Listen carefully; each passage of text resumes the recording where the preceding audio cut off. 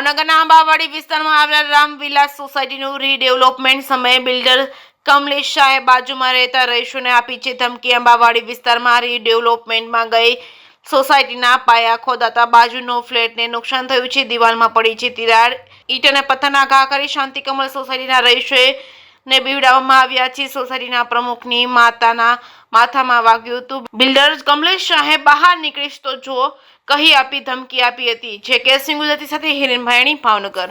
હું પ્રકાશભાઈ દાણી શાંતિ Kamal cooperative housing સોસાયટીનો પ્રમુખ છું। અમારી પાછળની સાઈડમાં રામીરા એપાર્ટમેન્ટ રીડેવલપમેન્ટમાં ગયેલું, એના પાયા ખોદતા 2 મહિના પહેલાં મેં જાણ કરેલી।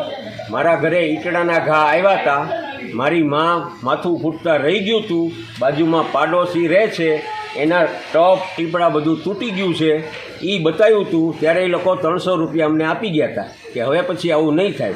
નેટય નહોતી નાખી ને અત્યારે આજ સવારમાં 8 વાગે ધડાકા થયા, અમારી દિવાલ તૂટી ગઈ અને ફ્લેટ 4થે માળ સુધી હલ્યા। હવે આની જવાબદારી કોણ લેશે? કાલ સવારે જાનહાનિ થશે તો આની જવાબદારી કોણ લેશે?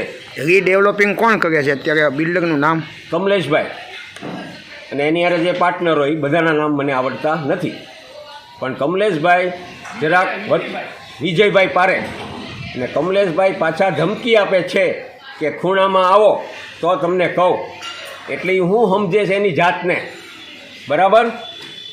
અમે કાંઈ બધા અહીંયા સામાન્ય માણસો રહેશે, હોનું વેચીને 50,000 કાઢી અને રીડેવલપમેન્ટ કર્યું છે। ફાલ્ગુનભાઈ શાહની એસ્ટેટમાં હતા ત્યારે આટલો ખર્ચો કર્યો છતાં અમારે નુકસાન થાય તો સામાન્ય માણસો રહેવા ક્યાં જાય? હવે કદાચ આની કરતાં વધારે નુકસાન એ લોકો કરશે તો આગળના પગલાં તમે શું લેશો? હવે પછી જો વધારે પડતું નુકસાન થશે તો અમે એની સાઈડ ઉપર સ્ટે લેવા વિચારી રહ્યા છીએ। જો સરખો જવાબ નહીં મળે અને ધાક ધમકી આપશે તો અમે અમારી રીતે કાયદેસર પગલાં લેશું।